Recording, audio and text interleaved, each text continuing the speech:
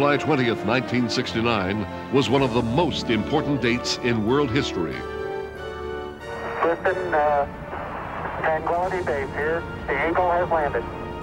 600 million people watched on live television as Americans landed on the moon and took a giant leap for mankind. Four forward, drift into the right level.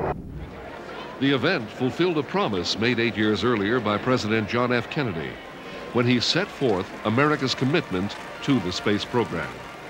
We choose to go to the moon in this decade and do the other things, not because they are easy, but because they are hard. A major step towards that goal had occurred on Christmas Eve, 1968, when the first men orbited the moon.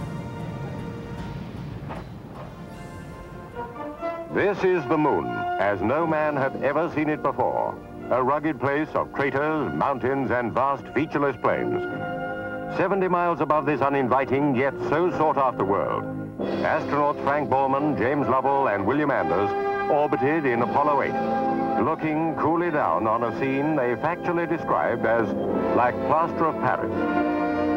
7 days later and 500,000 miles into the unknown and back, 3 heroic astronauts returned safely to Earth. On May 18th, Apollo 10, manned by 3 brave explorers, Stafford, Young, and Cernan, was launched. Their mission, to prepare the way for man to set foot on the moon, to knock on the door of our neighbor, but not to enter. In Apollo 10, nicknamed Charlie Brown by the 3 astronauts, they swooped low over the lunar surface. Then, the boldest experiment of all, as the lunar module, affectionately known as Snoopy, flew to within 9 miles of that rugged planet for man's closest look at one of the keys to the mystery of the universe. Over 1 million spectators, including press and celebrities, gathered at Cape Kennedy to witness the launch of Apollo 11 and the beginning of man's greatest adventure. The men setting out on this fantastic journey are called Neil Armstrong, Michael Collins, and Edwin Aldrin. They are names which will have their places amongst those of Earth's greatest explorers. The difference is, the moon is their uncharted continent. The time had almost come.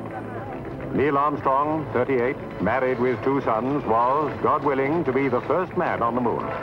Mike Collins, 38, married with 2 daughters and a son, would stay in orbit.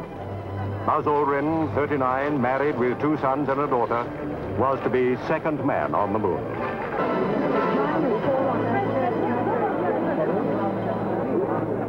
The countdown had reached its zero climax.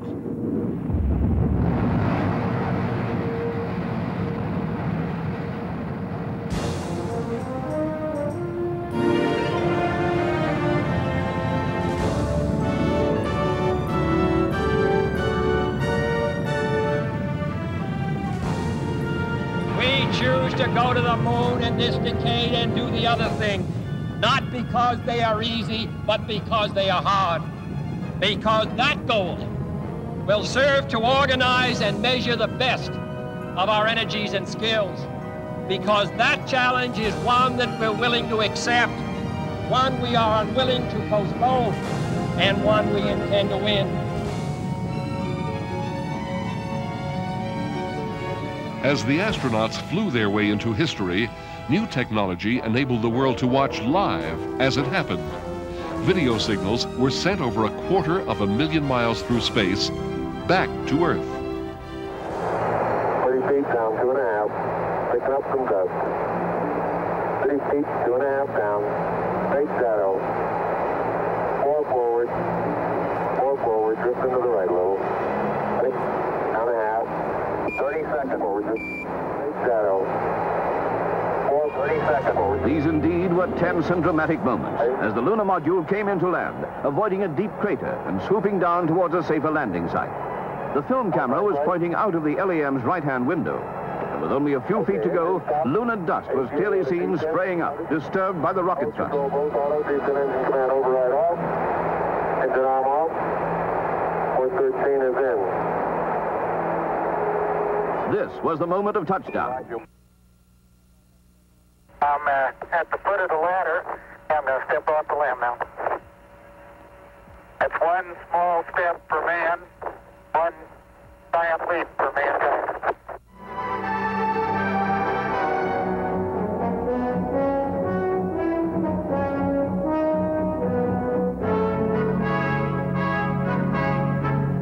This is the century of discovery, and surely this is the story of the century.